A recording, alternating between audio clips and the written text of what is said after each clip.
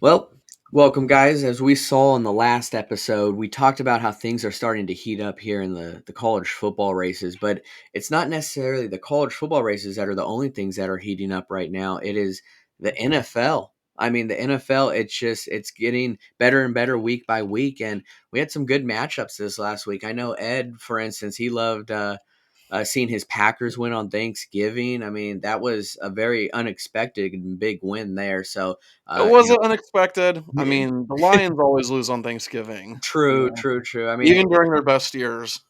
yeah, just when you think the Lions are maybe doing a little bit better. I mean, I still think they actually have a good team there, and Coach Dan Campbell is doing a great job there. But the Lions, they just like the Browns, they like to choke when it comes most. This time it was on a turkey leg, and it Yeah. was the Green Bay Packers who did it this time. But we did have some great games this last week, and we saw an amazing game with the Eagles and the Bills in overtime. I mean, that was a phenomenal game there. And guys, I'm just this Bills team. They're things are looking really weird there with this Bills team, and I'm sure you guys got opinions with that. But um, you know, we're at that point where you can't be choking like this, and the Bills did choke, and it's like their season may just being washed away, and I would not expect to see that from a team like the Bills, but there are teams that are shining and they are shining bright right now when it means the most. And we're going to go over our power rankings here. We're going to give you our top three. Since there's three of us, we're going to give you our top three here. But first things first, I want to introduce myself as well as my co host in the show here. We are Total Sports Talk Beyond the Lights, where I am your host, Matthew Raridan. And beside me are my co hosts. First, we have David Street. What's up, y'all? And secondly, we've got Ed Smith. Hook 'em, y'all. Awesome. Well, you guys have been watching football just like I have, and I know you guys got your opinions on who you think should be up there near the top on the power rankings. So I'm going to start with mine.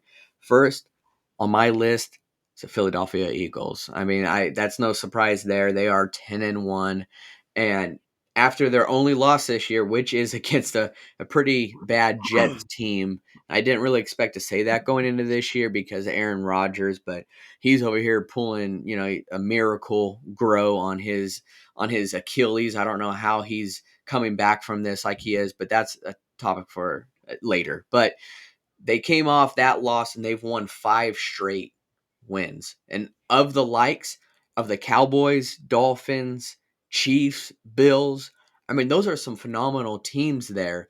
And they've won all those games. And they go into this week against, this is my opinion, probably the second best team in the NFL right now, the San Francisco 49ers. And guys, if the if the Eagles can pull off this stretch with a win over the Niners, I mean, I feel like this has to be one of the best stretches in all of NFL in a long time. This is a rematch of the NFC Championship game, which was expected to be an amazing game, but of course Brock Purdy did get hurt, and the game went south from there for the Niners at least. This time is going to be a little different, just how it was expected to be. But if the Eagles could pull this off, I'll tell you what, they belong there. This Eagles team belongs to be in this Super Bowl again, and I see them going to the Super Bowl again. This is the regular season. I will say that you could have wins over the Chiefs in the regular season, the Bills, the Niners, but come playoffs and come the Super Bowl, things can change. We saw what the Chiefs did last year with the win over the Eagles, but this Eagles team is for real, and I think if you haven't been watching them already, you need to be because they are legit, and they're only getting better and better, especially when they're drafting the entire Georgia Bulldogs team. I mean, you're going from one championship to another by going into the NFL to the Eagles. So that is who I have number one. But I'd love to hear who Ed has at number two. Well, funny you should say that the Eagles are playing the 49ers this week because that's who I have as the number one team. So I guess if we're going in order, we can say 1A and instead of 2. we'll we'll determine that over the weekend.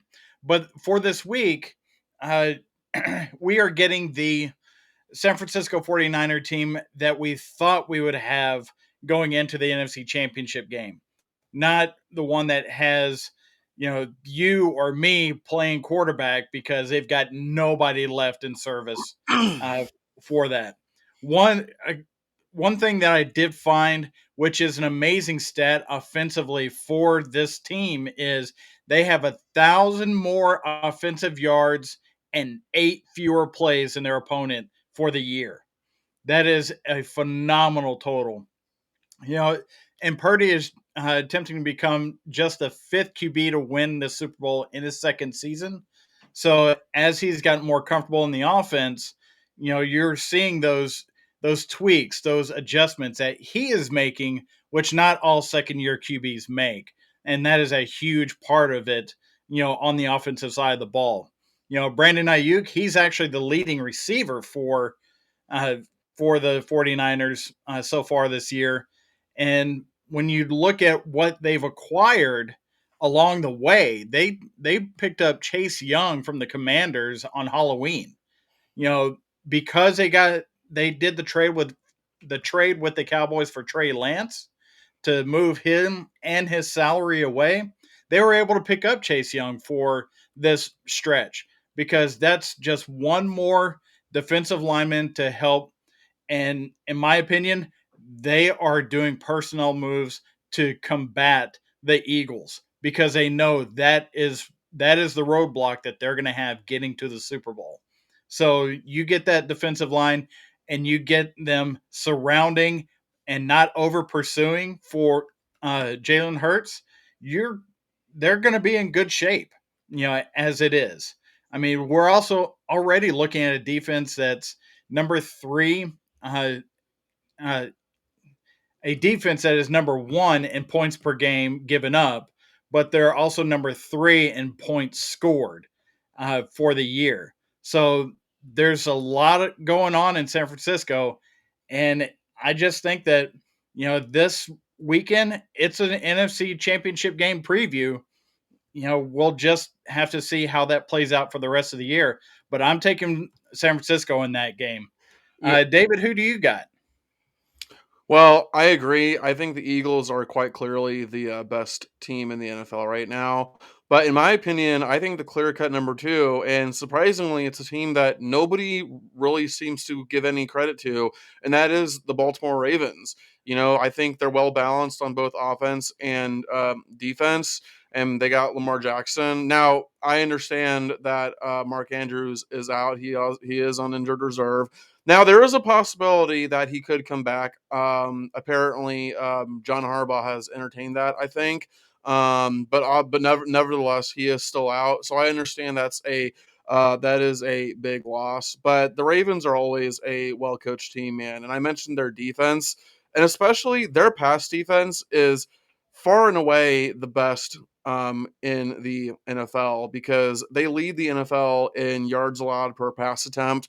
They've allowed the lowest passer rating, and they're tied for first in allowing the fewest touchdowns. And if you want to know just how good their defense has been, they're as of right now they're allowing just five and a half yards per pass attempt, which is the lowest mark, by the way, since 2009. Their pass defense is playing at a historic level, okay? And we're used to seeing this from the Ravens. Maybe not a historically great pass defense, but we are used to seeing great defenses from the Baltimore Ravens, right? Like that's how they've built their identity. It's how they won their first Super Bowl with the 2000 team, which had one of the greatest defenses that we've ever seen, right? So again, I know that the injury to Mark Andrews might bump them down in some people's rankings, but I don't think it should affect them too much because to me they are quite clearly the second best team. And even before Mark Andrews went down, I felt like they weren't getting enough respect around the league. yeah, I agree. The Ravens, they are not getting the respect that they deserve, and that is coming from a Steelers fan. I think the Ravens have shown that they can be very well balanced on both sides of the ball, and they're winning at such a high rate. I mean, if you're seeing that their wins double digit on their wins for most of these games because that's just how good they are. But I need to really quick correct something that Ed said. He said if Brock Purdy goes down, they have no one, but they've got Sam Darnold, guys. Okay, he is a legit quarterback.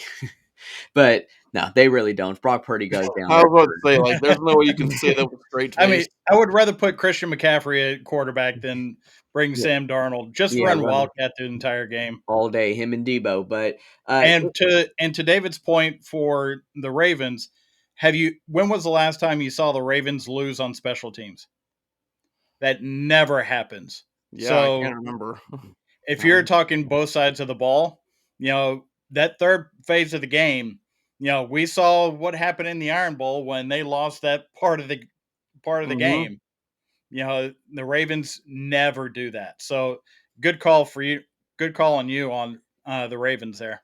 Yeah, well, and it certainly helps when you have Justin Tucker as your kicker. So it And helps. Devin Duvernay Yeah. returning kicks. heck yeah. Yeah, no, it helps a lot. So I really like where your guys' minds are thinking as far as the three of the top teams in the NFL. And honestly, I couldn't agree more. A lot of people would want to have the Chiefs maybe there, but I really think that the Ravens right now are the third best team in the NFL. I really do.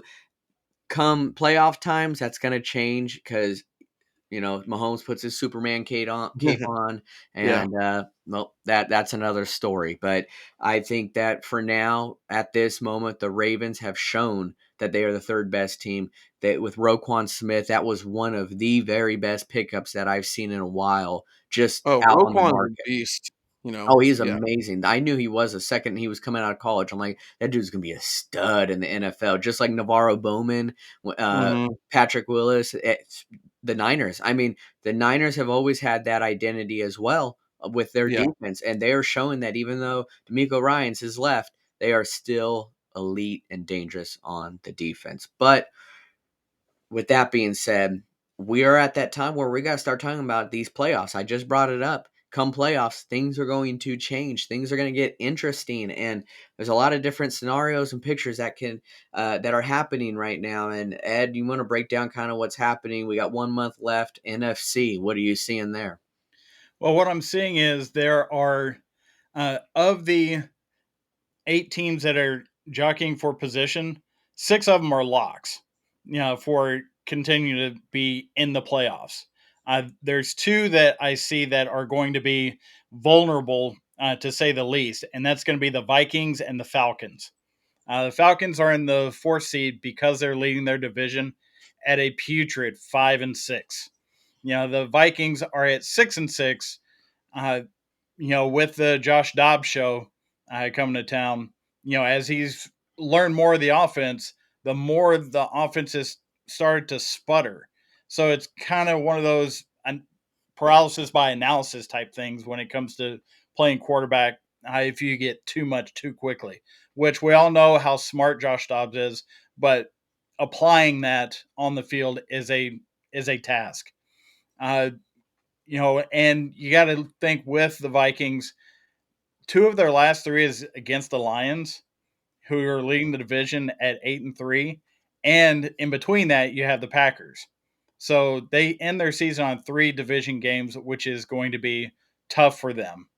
You know, as far as the Seahawks are concerned, they have an outside shot because they still have 3 of the best records in the NFC on their schedule. That is going to be a tough one for them.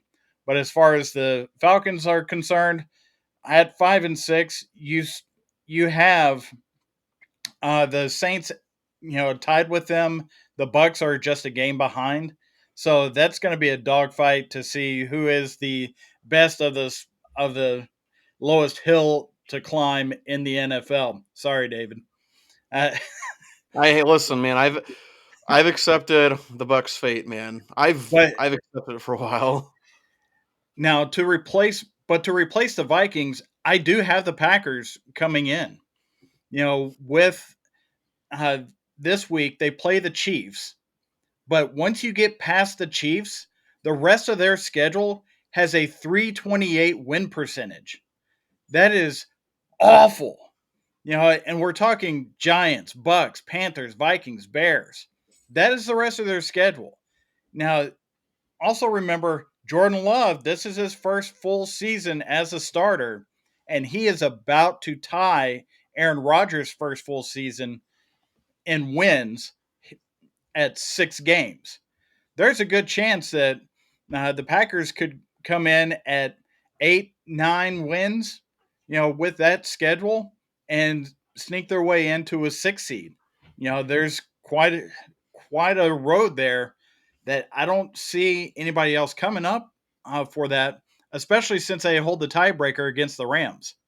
So they've got everything stacked in their favor. So it's just a matter of going out there and hopefully they can find some people to run the ball because AJ Dillon is the only running back they have. Uh, they do have their third string, which is now second string, Taylor. That is admirable. He's kind of a scat back kind of guy, but he's not an every down back. They are finding creative ways to get the ball in playmakers' hands, and that's a hallmark of LaFleur's offense. So I don't see how the Packers don't make it into that 6 seed as the Vikings fall out. And that's just the NFC. David, you had talked about the Ravens in the AFC playoffs. What else are you seeing in that playoff picture? I'm looking at the standings right here. Okay, the Ravens are up top. Then you got the Chiefs, Jaguars, and Dolphins. Okay, so those are 1 through 4, and those are far and away the best teams in the AFC. And I think those teams are going to be locks. Now they might change 1 through 4. Okay, I could see that happening, but I think these are the 4 playoff locks from the AFC. Then 5 through 7 gets interesting. Right, so the Steelers are number 5, the Cleveland Browns are number 6, and the Indianapolis Colts are number 7. Okay. I think the Browns are probably going to be safe just because that defense is nasty. And I think the Steelers, even though they're probably the worst 7-4 team of all time, they do have a winning culture. Y'all do have that winning culture, Matthew. So I think that'll propel you in. So where does that leave us, right? Then 8 through 10, you got the Houston Texans at 8, the Denver Broncos at 9, the Buffalo Bills at 10, right? And then and then the Bengals are at number 11, but the Bengals aren't going anywhere. And to be frank, neither are the Bills, okay? I don't even know why I mentioned the Bills. I don't think they're going anywhere either. So really, the two teams in the AFC that are out of the playoff picture that have the best chance are the Texans and the Broncos, which can we just take a moment to acknowledge how insane that is that the Broncos are in the playoff race? Because, guys, you recall this is the same team that got destroyed by the Dolphins. Their defense gave up 70 freaking points, which has not happened in, I don't have the numbers, but it hasn't happened in a long, long time, right? They were 0-3 at that point. They were 1-5 at one point, and now they're 6-5. I mean, Sean Payton has completely turned that team around. Like, this is an insane in-season turnaround. So props to those guys. But that being said, I don't think they're going to be the team to sneak into the playoffs. And for the record, I don't think the Colts are going to make the playoffs either. No, I think the Texans are going to overtake the Colts. And here's why: a couple of things. One, when you're talking about the Texans versus the Broncos, I believe that's a home game for the Texans. So I think they're going to beat the Broncos no problem. And really, guys, at the end of the day, it just comes down to the fact that I simply trust Houston's quarterback situation more than I trust Indy's. CJ Stroud is a baller, and if he's not the unanimous offensive rookie of the year, all right, then something is seriously wrong with the voters. So that's how I see it, guys. I think the top 4 teams are a lock. I think the Steelers and Browns should be generally pretty safe, but I don't think the Colts are safe. I think the Texans are going to overcome them in the playoff race. Yeah, and things are going to change as far as the order on the AFC because Baltimore is yet to have their bye, so I know things will probably change a little bit there. But and the Browns, we aren't talking about the Browns in this conversation, so I do want to give them such props for being there because that defense is scary good. Myles Garrett, generational talent. There's a reason he was number one overall.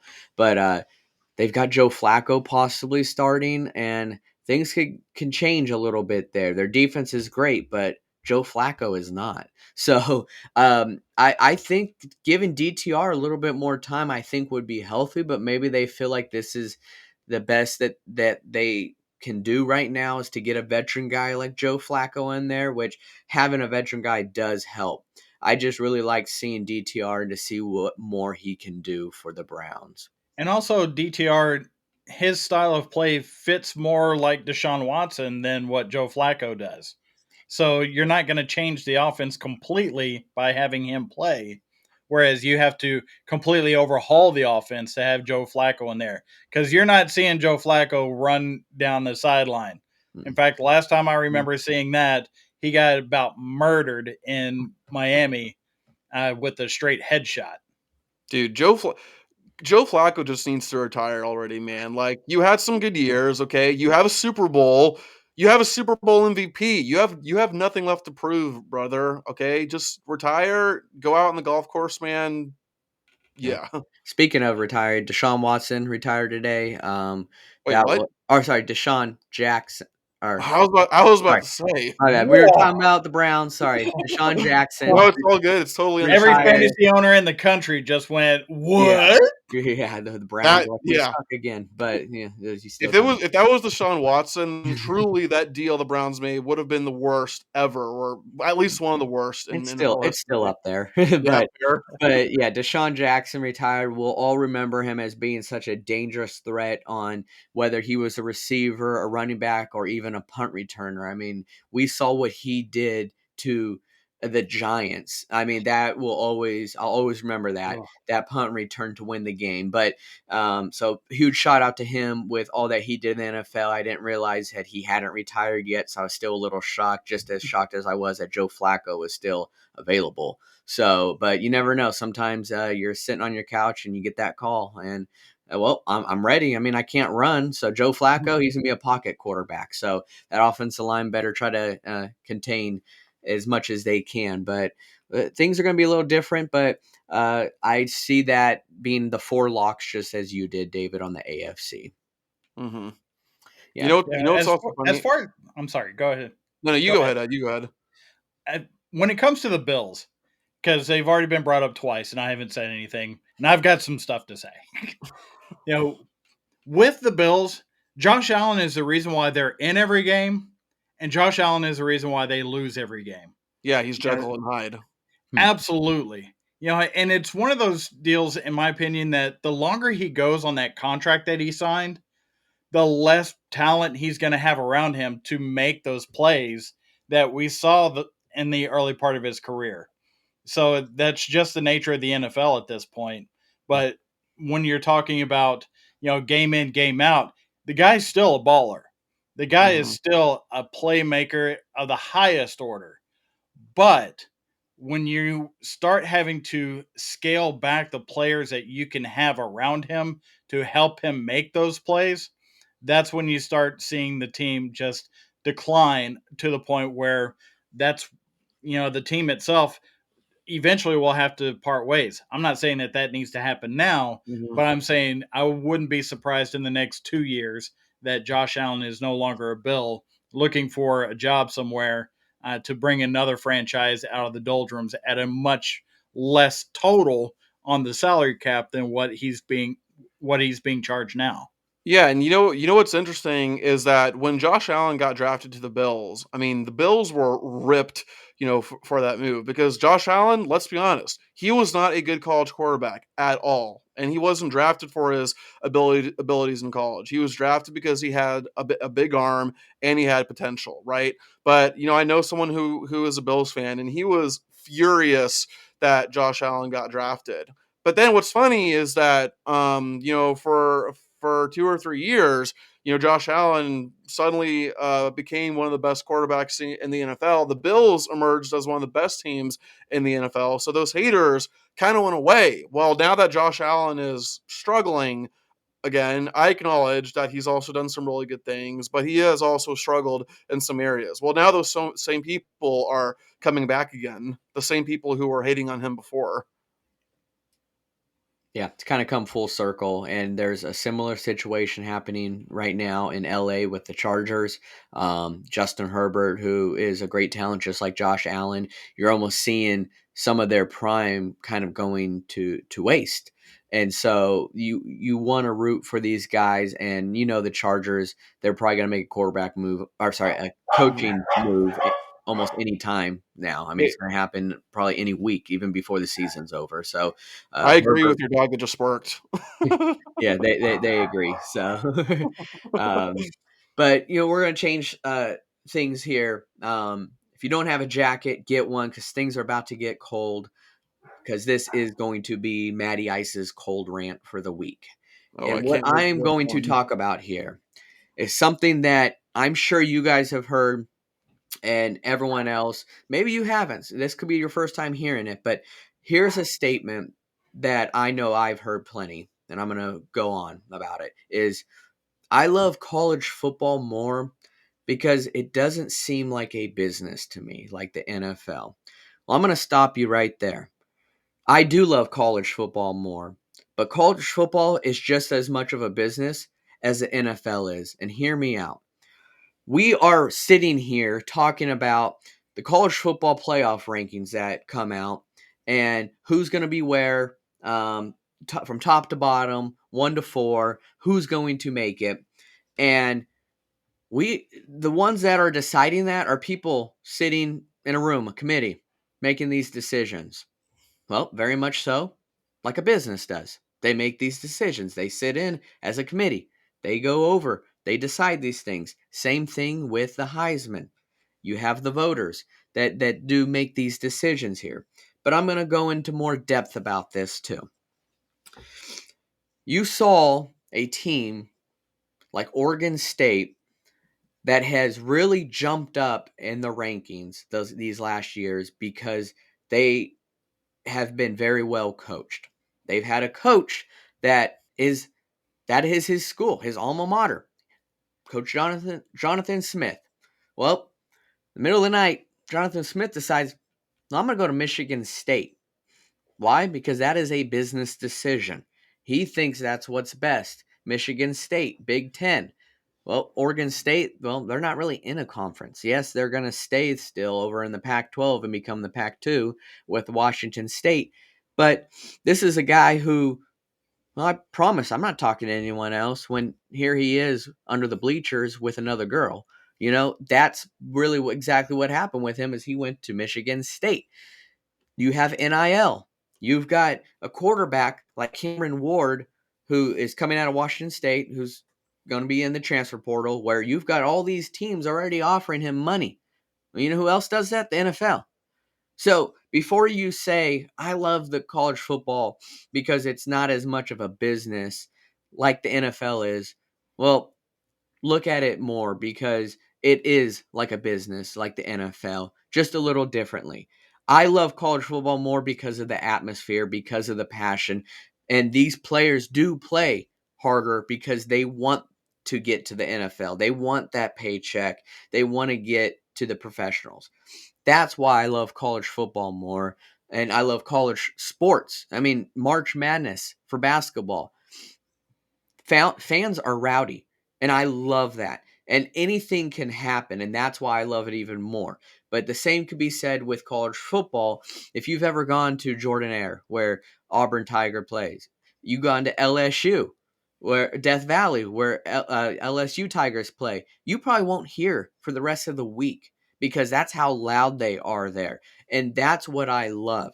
But when it comes to the business side of things, it has become more and more transparent that it's happening right under our eyes, and it's been happening for a while now. I mean, you saw what happened with Reggie Bush being stripped of his Heisman. Why? Because of business transactions, not because of his play. He earned that Heisman. He won that Heisman. Don't strip that from him. That's why these things have been becoming more and more business. So just think about that.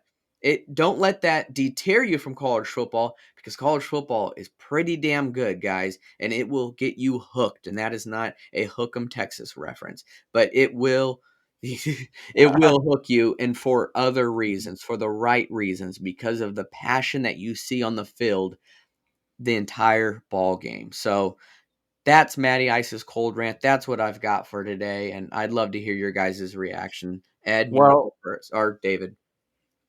you want to go first, Ed, or Go ahead, David.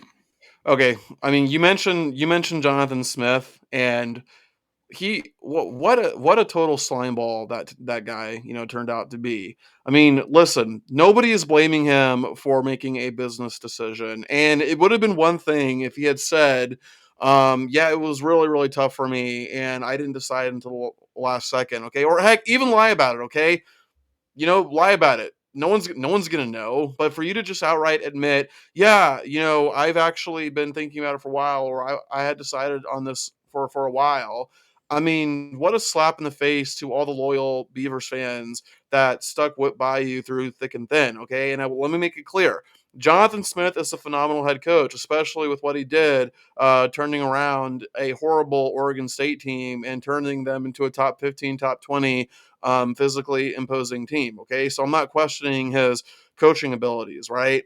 But when I saw that video, and we all saw it, I lost a ton of respect for him. And I don't watch a lot of Oregon State games, but I have been reading comments on Twitter from Oregon State fans where they're saying things like, well, this certainly explains all these coaching moves or these coaching decisions. Just talking about in-game decisions that he's made that they're not used to seeing from him. And as far as like college versus pro, I mean, I think you hit the nail on the head, Maddie. I mean, let's be honest. The NIL has turned college football into a business. Okay, this has essentially become a job for the players. Right now, that being said, I personally still love college football more than the NFL. I mean, I think college football has more tradition and more spirit. But if there's one thing that college football and the NFL have in common, other than the fact that they're both gridiron football, it is the fact that both are essentially a business. But let's get your take, Ed. Well, when it comes to the business of college football, it's it is more of a business the higher you go up the ladder, because it starts with the now it's starting with the players getting their NIL money, which has been long overdue. But I still think there should be more of a revenue sharing plan rather than just individual players getting these massive contracts. If you're going to be talking about being paid through the school, if you want to go out and do some pitchman work and get some NIL money, like you see Caleb Williams do or Bryce Young was doing, while for those, I think they're Nissan commercials, the Heisman House thing, that's all well and good. But then it becomes a bigger business when you get into the coaching rank. And then it becomes a bigger business when you get into the into the ADs, and then a bigger business when you get into the school presidents. So at every level, it is a separate business that that all kind of works toward getting everybody on the field. I love college football more than pro football as well. We're all in agreement there. And y'all are right. It is the passion. It is the tradition. It's the Hex rally that Texas has before the last game of the season. It's the midnight yells and the Colts at Texas A&M. You know, it is all those things. There's nothing else that I can think of that will bring 100,000 people together and just lock arms and scream their heads off with no idea of what somebody else thinks about something that you think, back and forth. But when it comes to the business of it, you know, it does it has changed the landscape. It changed when that the presidents went to the ADs. It changed when the ADs business, went down to the coaches. That changed, and now that the coaches, the business moving down to the players, that changed. It's going to continue to happen. It's just kind of buckle up and see where we go. Now, with transfer portals and things of that nature, I think there's a bit of a roller coaster with that. I think we're gonna see a slowdown of the top talent. Jump in the transfer portal. As soon as the final whistle blows on their season. But we will see a lot of really good talent at smaller schools try and jump to get in better positions for themselves. That's where the transfer portal is going to hit. That's a separate conversation. But it is part of the same conversation when you're talking about the business and the money, because that's really what we're talking about. We're talking about the money of it. Not just the inner workings of contracts and everything. We're talking about the money that's being handed out. You can't tell me that the third string wide receiver at Texas A&M should not be making a ton of money when they just paid a coach $76 million to not coach. That is a business decision on the school's behalf that money could have funneled into further business for the players themselves. So, am I talking in circles? Probably. But in the end, yes, college football has become a business and will be continue to be more of a business as we go longer into it with as much money as flowing in and out of it from the school presidents that are making these deals all the way down the line. Yeah. All I gotta say is, when have you ever seen in the NFL them buy out someone for 78? What was it? 78, 70? 76. $76 million. You haven't. Where are Mhm. you getting all that money? You sound like Jerry Jones, No, you're just a college university. Oh, so you're the bank is what you're saying. But I want to use this analogy that you guys may or may not get, our audience may, is there's this game became very popular called Among Us. And that is what I'm going to refer as the college head coaches. This last week, who's the imposter? And you're looking at these head coaches. All right, who's the imposter among us? And every head coach is saying, "No, I'm staying. I'm staying. I'm loyal. I'm loyal. I'm not going anywhere. I've not talked to anyone." And then, oh, you know what? The transfer portal opens in a couple of days. Guess where I'm taking my talents to? Elsewhere. And that's why they do this. There is an imposter among us. It just happened to be Jonathan Smith. And he left. Transfer portal's open. Let it all happen. That's why it's also becoming such a business aspect to it, because you are seeing that happen. They still have a bowl game, Oregon State, but he's dipping. And why? Because the transfer portal's opening. There's a lot of things to be made right now, and these coaches, they're getting out. The second this season's over, before the bowl game is, I'm out. That's just how it is. And so it has become a business on many different levels, from the university itself to the head coaches to the players. Yeah, and I just want to comment real quick. I mean, I think I think in my opinion, you have an obligation to finish what you started. And the fact that Jonathan Smith can't even do that, I mean, and I can't believe I'm about to say this, but you know, before Kirby Smart took the Georgia job, he stayed right up until Alabama's last game, which so happened to be the national championship. But he could have left before that. But Kirby, I think he said that he wanted to finish what he had started. That it would not have been fair to those college players if he had just up and left them like that. The college players that he recruited, where he spent time with their families. And Dan Lanning was the exact same way. Now the head coach for the Oregon Ducks. He had that exact same mentality as well when he stayed with Georgia up until the final game and didn't go until everything was over. Now, granted, I understand that in both of those scenarios, they were both defensive coordinators, Smart being the defensive coordinator for Alabama and Lanning being the defensive coordinator at Georgia. But the point remains that they finished what they had started before moving on to their current projects.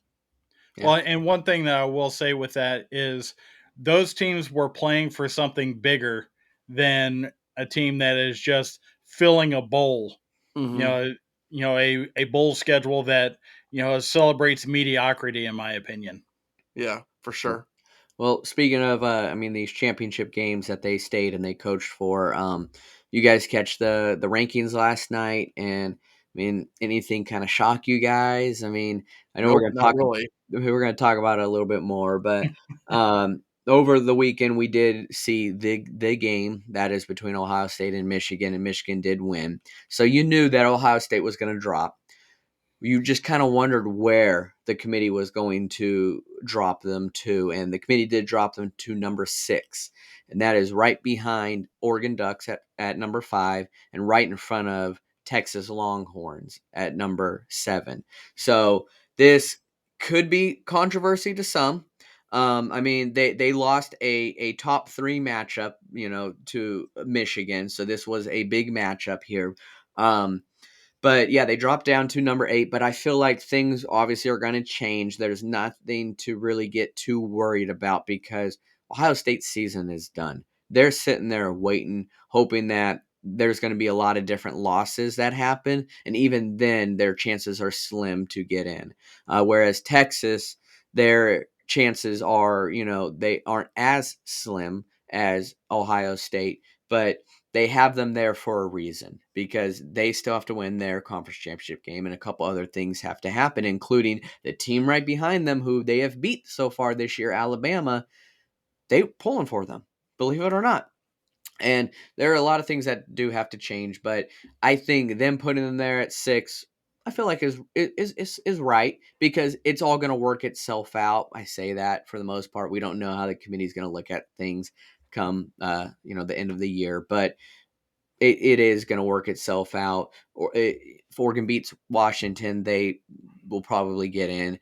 Texas beats Oklahoma State, and they have to, have Georgia lose. They could possibly get in. There are a lot of different scenarios, and we are going to talk about those scenarios right now. But Ohio State being moved down to 6, I feel like isn't that bad of a thing because it's going to play itself out. But those scenarios that I was talking about here, I'm going to have David kind of elaborate more on kind of what he's seeing. So what we're seeing right now is, first of all, this is probably the most obvious top 4 that the committee has put out right now. Georgia, Michigan, Washington, Florida State, the 4 undefeated teams. Who else are you going to put there? Okay. And so if all 4 of those teams win this weekend, then you have your top 4 right there. Okay. There's no controversy whatsoever. But guys, and this was actually pretty hard for me to kind of go through. And I'm just going through all these different scenarios. And one scenario, like my favorite scenario right now, guys, is think about this. What if all 4 teams lose this weekend? What if Georgia, Michigan, Washington, Florida State, what if all those teams lose? Then the committee will really, really have their hands It will full, right? implode. Oh, they would not know what to do, brother. But let's say that does happen. It probably won't happen, but let's say that it does, just for the sake of argument, okay?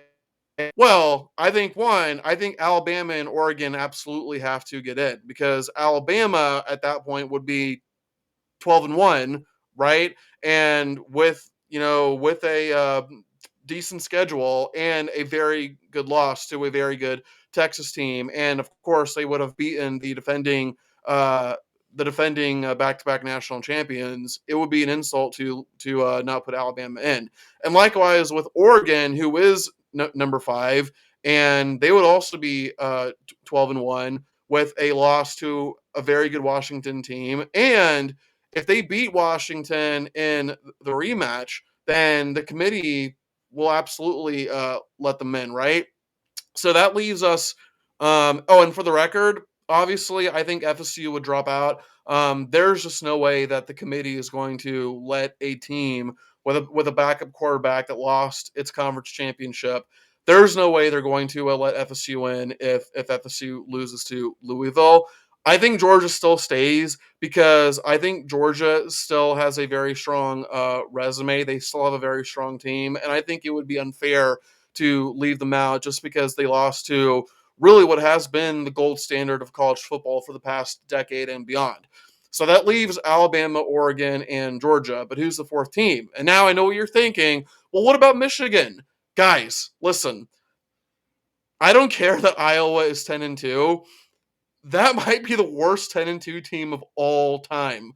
And I knew their offense was bad, but I looked it up today. You want to know how bad their offense is, guys? Their offense is scoring only 18 points a game, and yet they are still 10-2, right? I don't remember who Iowa's defensive coordinator is. I don't remember his name, but I think he should get the award for the best assistant, just because of the job that he's done with that trash, dragging that trash off offense, right?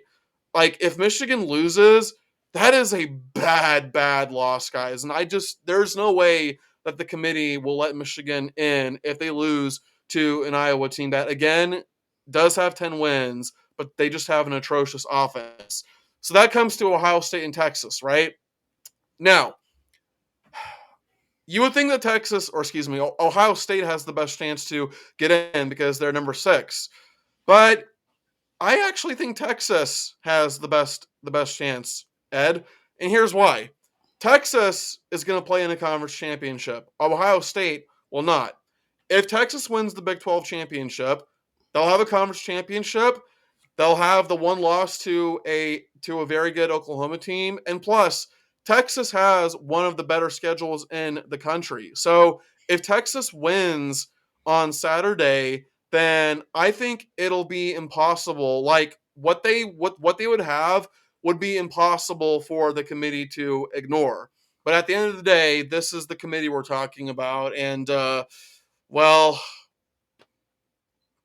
yeah, I don't really have anything else to say beyond that, because I think we know just how incompetent the committee is. But Ed, let me ask you this. So this is the scenario that I'm talking about. If all four, if the current top 4 teams lose, if they all lose this weekend, Mhm.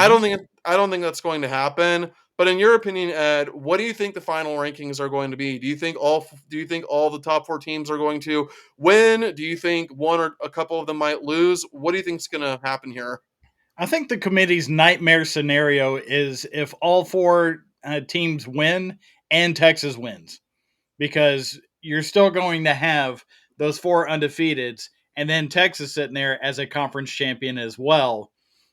Even though Florida State's undefeated, they are not the top 4 best team in the country.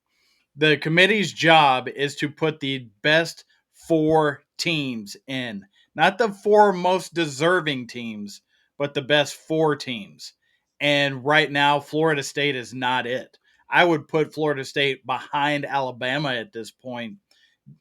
And I know a big chunk of that is because of Jordan Travis being out, but when you only gained 226 yards against your Florida Gators, that just fired their defensive coordinator and their secondary coach Oh, because of their our defense, ineffectiveness. it wasn't our defensive coordinator. It was our secondary coach and defensive line coach. Just to, Sorry, my yeah, apologies. yeah, you're good. You're good. I knew what you meant, but just wanted to say. Right. I thank you for the clarification. So that does not tell me that you are ready to play a Georgia or a Michigan. So they're going to be out. I have Georgia beating Alabama. So they are a 3-time defending champ. They are not going to let Alabama play their best game, which is what it's going to take to beat Georgia at this point. Michigan, they've been the most dominant team all year. And with them playing Iowa, who in the first half betting line has a TTP of 0.5, and people are betting the under. That is how bad they are. Yeah, seriously, the worst 10-2 team of all time. Absolutely. In the number 3 slot, I'm going to go ahead and put Oregon in there. They've been the most, second half of the season since, there you go, Matthew. Since that loss to Washington, they've been a team on a mission to seek and destroy everything in their path. It didn't matter who was in front of them. And unfortunately, they do not get the bump that Georgia's getting by having Tennessee in the top 25. Oregon's not getting that by having Utah in the top 25. So, in my opinion, Utah should have been in the top 25 ahead of Tennessee. But when you're looking at comparing schedules on the back end of the top 25, that's kind of where Georgia and Alabama would have that kind of that boost in resume. And in number 4, I got Texas. Texas, if Alabama beats Georgia, let's put it this way. If Alabama beats Georgia, Alabama goes to the playoff. But guess who else goes to the playoff? Texas. Why? Because we beat them at their house. That is far and away the best option for the committee. Uh, so what I would have is Georgia at number 1 because they're Georgia until they're not. Period. Which would be playing Texas, which would be an awesome line of scrimmage game. It'll be 2 howitzers going at each other at the line of scrimmage. Then Michigan versus Oregon. That would be a just all 4 of them together. It would just be awesome to see that. We would not have that average 19-point differential in semifinal games that we've had so far. If those 4 teams are the ones that are in the playoff. And Matthew, what do you got on that? Yeah, honestly, that is exactly the same prediction I have as far as the final rankings go. I do think the most nightmare situation for the committee would be, though, if Georgia loses, if Oregon beats Washington, Texas wins, because then they have a big decision to make. Well, Oregon beat Washington, and we've shown pretty much the entire time that Oregon is right outside the mix, just waiting for one team to lose. So they've already shown their hand there. But Alabama beating the number 1 team in Georgia, the defending back-to-back champs, well, that has something to be said too. Well, Texas also beat them too. And we don't want to leave Georgia out, do we? Well, you're going to have to. Or, that becomes such a nightmare situation that, well, we can't put in Oregon, Texas, Alabama, and Georgia because Michigan's undefeated. They're going to be the number 1 team. So I think that becomes the biggest nightmare situation for the committee, though, is if that happens, not if all 4 teams lose. I think that would be the biggest nightmare in my opinion. But I do agree with you with the final rank predictions. No bias whatsoever. I do hope that me and Ed are right because both our teams would make it. But I do think that at the end of the day, that's where I would see it being if those scenarios happen. David, do you agree? I think my final prediction for the top 4 is Michigan number 1, Alabama number 2, Oregon number 3, FSU number 4. I think Alabama is going to upset Georgia. I think Michigan is going to demolish Iowa. It would be embarrassing. It will be embarrassing if Michigan doesn't win by at least 20. So I think that propels Michigan up to the top spot. Alabama going from 8 to 2 would be quite a jump, but we've seen a lot of chaos happen in the playoffs, right? And then Oregon, actually, let me take that back. I think it would be Michigan number 1. I think Oregon would have to be number 2. Alabama 3, FSU 4. That's what my final prediction is. Yeah, I mean that's definitely a big difference versus mine and Ed, and I love it. I mean, Ed's got something to say. Hold on. How do you have Alabama in the top 4 and not put Texas in with them? Well, let me think about this. The can of worms, right? So, okay, if Alabama beats Georgia, they're going to be in. So how do I leave Texas out? All right, well, Michigan wins, they're in, right? Oregon wins, they're going to be in. So 5 to 4, 3, whatever. Then you have FSU. I think FSU is going to beat Louisville, and I agree with you, Ed. They're not the best team, especially without Jordan Travis. But 13-0 is still 13-0 at the end of the day. Best right? is not deserving. I agree with you, Ed, because when you put teams that are deserving, you see 65-7 demolitions, right? But at the end of the day, I'm just calling it like how I think the committee will put it. Like this isn't necessarily who I think deserves to be in. I'm just predicting what I think the committee is going to do. Well, I mean, they did that with UC Cincinnati, Yeah, and then they got pummeled and by Alabama. so we Yeah. saw what happened there. So, do they learn from their mistakes, or do they Mhm. continue with that trend? Because last year TCU lost to Kansas State, they still made it. So there's a lot of different scenarios here. I don't know. That's the thing is that they are unpredictable. Yes, they've shown their hand all year, but is that really their hand? So I Yeah. don't know.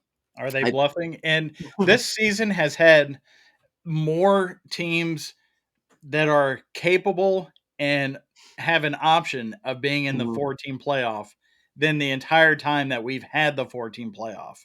So part of looking at last year, it's in my mind maybe a little disingenuous because yes, there was some controversy, Mhm. but there wasn't 8 total teams that were all vying for 4 spots. It Yeah. was maybe 5.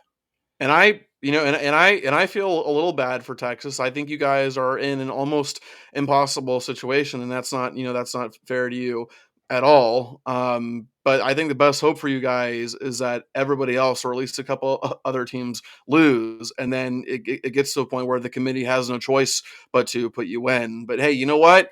As I said, it's chaos, and we're used to chaos. We should be used to it. So at the end of the day, guys, we'll just have to see what happens, Now and you let's just talk have to hope for Heisman. the best. No, please, no. No, but I I I love this chaos. We embrace this chaos, but we would love for you guys to help with this chaos by letting us know what you think is going to be your final four college football predictions. This is the last year of the 14 playoff. So please put in your predictions of the last 14 playoffs in the comments section because we'd love to see it. We'd love to hear what you guys have to think and maybe give us some of your scenarios of how you think things could play out because there's a lot of scenarios. There's a lot of different ways this can play out and I'm anxious to see how this goes. So please drop in the comments section what you guys think and hit that like, that subscribe button, and share these videos. Let people know what we are and what we're all about because that helps us out. So we really appreciate that. We want to continue to give you guys the best content that we could give you as well. So that's all being done because of you guys. So we appreciate everything that you guys do, and we're going to continue to give you guys our all and our best. But until next time, guys, we are rounding third and we are headed for home.